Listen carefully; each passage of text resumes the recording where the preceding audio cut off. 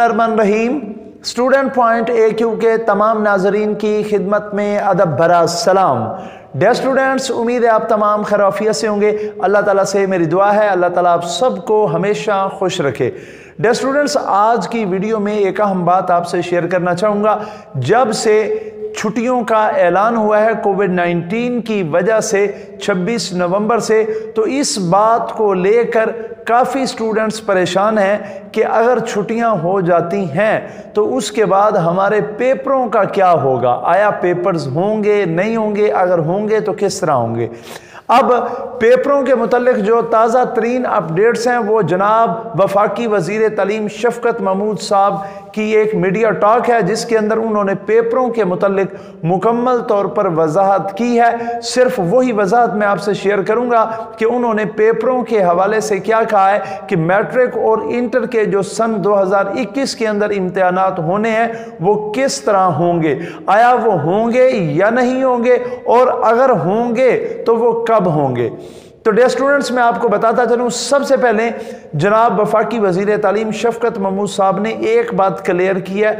उन्होंने ये कहा है कि इस साल हमने पेपर नहीं लिए थे, यानी बच्चों को प्रमोट कर दिया था, लेकिन अब आइंदा सन 2021 के अंदर हम ज़रूर बेज़रूर पेपर लेंगे, क्योंकि पेपर लेने के अलावा और कोई ना सोल्यूशन है ना कोई और रास्ता निकल सकता है। और इस हवाले से उन्होंने ये भी बताया कि जो सिंध की वजारत तालीम है वो भी इसी बात के ऊपर जोर दे रही है कि हमने चूंकि पेपर लेने हैं तो पेपर लेने हैं, इस वजह से बच्चों को सिलेबस भी पढ़ाया जाए और उन्हें ज्यादा से ज्यादा तैयारी करवाई जाए ताकि इस साल पेपर लिए जाए। तो उन्होंने ये क्लियर किया, उन्होंने कहा हम इस मामले में सिंध हुकूमत की इस बात से मुकम्मल एग्री हैं, और उन्होंने ये कहा कि हमारा भी यही ज़हन है कि हम हर हाल में पेपर लेंगे, क्योंकि पेपर लेने के अलावा और कोई हल नहीं है।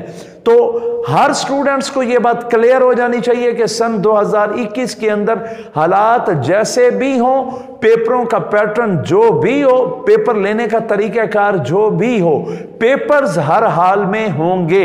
यह चीज आपको क्लियर होनी चाहिए। अब आते हैं दूसरी बात के ऊपर कि अगर पेपर होंगे तो कब होंगे। इस हवाले से सुन लें, उन्होंने ये कहा है कि हमारा ये मुकम्मल तौर पर इरादा है कि हम जैसे ये छुट्टियां खत्म होंगी तो हम मार्च की बजाय पेपरों को जो मैट्रिक के होने हैं उन्हें मई के अंदर ले जाएंगे, यानी मार्च के बाद अप्रैल का वक्फा डालेंगे और फिर मई के अंदर जाकर पेपर लेंगे।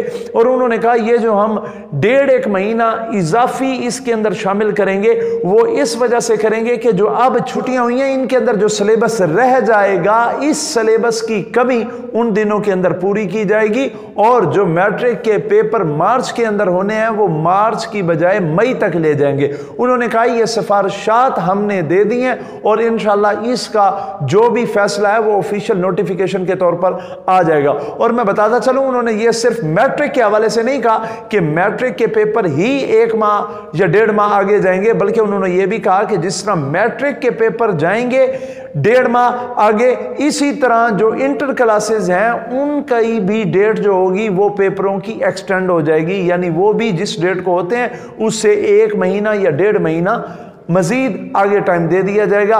और इस वजह से ताकि आपका जितना सिलेबस है वो उन दिनों के अंदर मुकम्मल आसानी के साथ कंप्लीट किया जा सके। और साथ साथ मैं ये बता दूं कि सिलेबस वही है जो कि रिड्यूस होके आ चुका है, उसके अंदर मजीद किसी किस्म की कोई कमी नहीं की गई। तो पेपरों के हवाले से ये 2 अहम बातें थी।